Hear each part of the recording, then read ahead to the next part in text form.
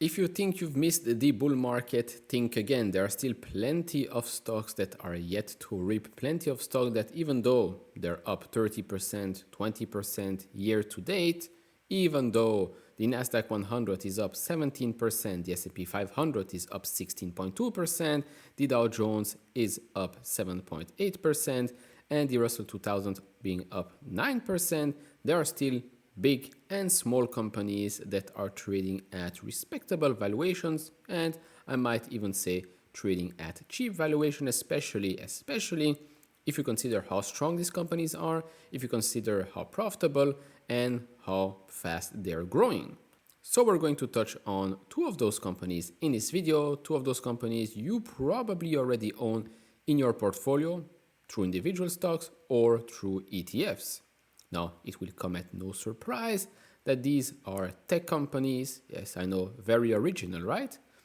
But I do still think that these two, despite their size, are still cheap and still have quite a lot of upside potential ahead. Now, might be that we're heading into a small correction because, again, the market has been going up quite a lot this year and especially in recent weeks. So do invest with some patience. Of course, with the earnings season now about to start, we are going to get some big swings whenever a big company from a certain industry is reporting their quarterly figures.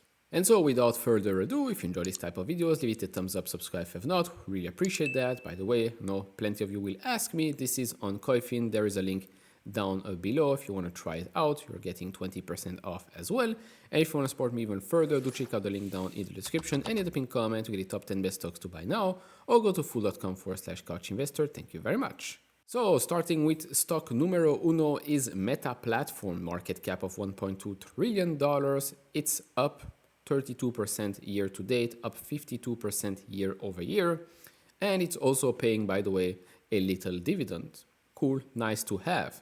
Now, looking at forward PE, EV to EBITDA, price to sales, price to free cash flow, and price earnings to growth, you could see that on most metrics, it is approximately the same as its 5-year mean.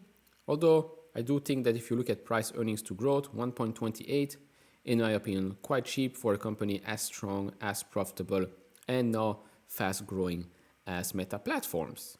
And like I said, the company is buying back quite a lot of shares in the last 5 years. Close to 11% of shares outstanding have been retired. Free cash flow per share, of course, continues to grow. We had that dip for a year, but now we're back on track. Now with Meta specifically, I do want to touch on a couple of things that were mentioned more recently. So according to the information here, Reality comes to Meta's Reality Labs. Meta's Reality Labs hardware teams have been asked to cut spending by nearly 20% between now and 2026 as Meta reins in spending on its AR/VR division.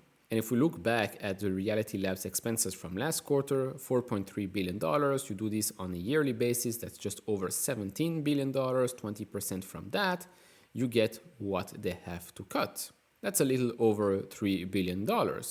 Now we know from reports, from comments from Mark Zuckerberg, we know that the Meta Ray-Ban collaboration, this thing right here, which I own, which to be honest, replaces your earbuds, AirPods, or whatnot. It's truly great, costs close to as much as a Ray-Ban sunglass, or if you don't need sunglasses, you need optical glasses, you can also do that. It's really, really good. They're saying that, well, it's actually doing much better than expected. Now, continuing here on this subject, there was a report from the Financial Times that said that Meta eyes a stake in Ray-Ban maker, I can't even pronounce that name, doesn't matter. Meta is looking at a multi-billion euro investment in the eyewear group, deepening its wearable partnership as it moves to improve the smart glasses. So, it does make sense. It does make sense. One, Meta can probably not acquire such a company in this environment. So, taking a stake in that company makes sense. Plus, the report of them cutting spending means that they are willing to take a stake in the company that they're working with, and hopefully that company will spend the necessary amount of money on R&D on developing the next generation of AR glasses. To me, this makes sense, and this also means that it is working and it is doing much better than expected. Going back a month, There was this report that came out. Meta restructures Reality Lab team, forms two separate divisions for metaverse and wearables. So apparently one team will work on the metaverse focused Quest headset and the other one will dedicate its time to hardware wearables that Meta may launch in the future. And so it is my belief that they are now very much focused on specific things when it comes to the metaverse, VR, and AR. They're going to again go the lean and mean way. As for the last quarter, and this is also something that you need to keep an eye on because there were some reports that e-commerce ad spending was a bit weak. So this was last quarter's average price per ad year-over-year percent change. Let's see if we can keep up that momentum in each of those markets. And so if we look at the current estimates for revenue and EPS, revenue is expected to be at $38.25 billion, GAAP EPS coming at $4.74. There have been 18 revisions on the upside and 21 revisions on the downside in the last 90 days. If we look at what the stock has done, well, it has shown some weakness as with many other tech stocks in the last 2 weeks. We're now at $475, $477 after hours. RSI on the weekly is now pretty neutral. If we look at the daily, on the daily, if you remove the, let's say, small rebound there was on Thursday, RSI was pretty low, which could have been a good opportunity to add. But of course, with earnings coming up, things can go up or down quite fast. The 200-day moving average sits at $431.5. I still remain quite bullish on Meta. I still think that they can grow and grow in a very much profitable way. And yes, I do think that AR, VR will become big.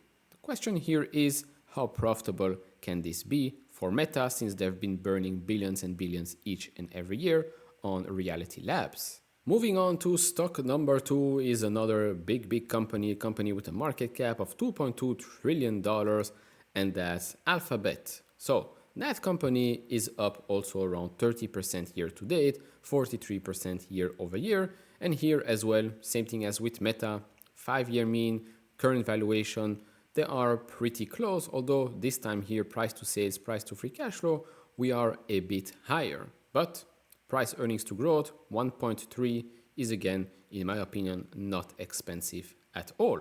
And here as well, Alphabet has been buying a lot of shares in the last couple of years. In the last 4 years, 5 years or so, they retired around 10% of shares outstanding. Free cash flow has continued to grow, and they as well are paying a small dividend, more specifically 0.45%. Now Alphabet, Google has had a wild couple of years. The last 5 years, it's up 210%. But as you can see, the pandemic, of course, pushed this stock to, by then, all-time highs. And then we had a huge correction here with the whole fiasco around generative AI, Gemini, previously Bard, presentations, stuff like that. Also a pullback in advertising spending, so that didn't help. But since then, a big recovery.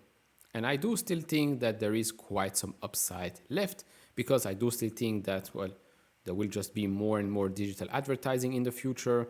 More people will watch YouTube videos, more content will be created on YouTube, more streaming on YouTube, plus cloud is growing quite fast.